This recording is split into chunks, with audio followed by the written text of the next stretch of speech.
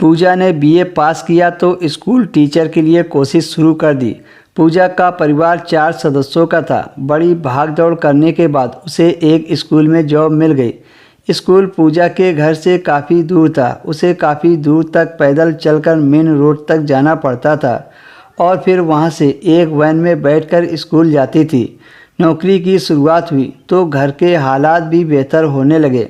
घर में छोटी बहनें थी, वह भी पूजा के सहारे बैठी थी। जब पूजा घर से निकलने लगी तो लोगों का चेहरा भी उसे असलियत वाला नज़र आने लगा था कि कौन क्या करता है। पूजा को कभी बस से तो कभी ऑटो वैन से स्कूल जाना पड़ता था। हर रोज़ कोई ना कोई बस गंदी नज़रें उस पर टिका देता था। इसी दौरान पूजा की जान परिचय बहुत सारे लोगों से हो गई। छोटे मोटे काम तो पूजा फ़ोन से ही करवा लेती थी। अब पूजा को नौकरी करते 7 साल गुजर गए। पूजा की मां ने इन 7 सालों में काफ़ी पैसा बचा लिया था। तभी एक दिन पूजा के लिए रिश्ता आया, पर पूजा की मां ने मना कर दिया कि अभी मुझे पूजा की शादी नहीं करनी है। आप चाहो तो मैं छोटी वाली के साथ कर सकती हूँ। पूजा की बहन उन लोगों को पसंद आ गई और उसकी मां ने पूजा की जगह उसकी छोटी बहन की शादी कर दी। पूजा जानती थी कि जब तक उसकी सबसे छोटी बहन की शादी नहीं हो जाएगी तब तक उसकी शादी नहीं होगी, क्योंकि उसके घर में कमाने वाला कोई नहीं था सिवाय पूजा के।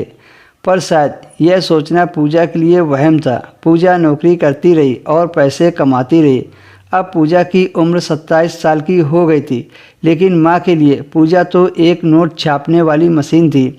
उसे इस बात का दुख तो बहुत होता था, पर फिर वह यह सोच लेती थी कि अगर उसकी कुर्बानी देने से छोटी बहनों का घर बस जाता है तो इससे अच्छा और क्या हो सकता है। उसी दौरान पूजा के जानने वाले ने उसे पसंद कर लिया और पूजा से शादी की बात कही। उसका नाम मोहन था। पूजा ने कुछ सोचकर उससे कहा, अपने घर वालों को भेज दो। जब वे लोग घर पर आए तो पूजा की मां ने साफ मना कर दिया कि मैं अभी पूजा की शादी नहीं कर सकती। कुछ दिनों के बाद एक 15 साल का लड़का अपने पिता के साथ घर आया और कहने लगा, मुझे घर पर ट्यूशन पढ़ा दिया करो। वह लड़का बहुत सुंदर था, पर देखने में वह लगता नहीं था कि वह 15 साल का है।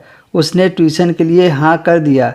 अगले दिन वह लड़का पूजा के घर में ट्यूशन पढ़ने गया तो पूजा कमरे में ले जाकर उससे कहने लगी कि पहले तुम मुझे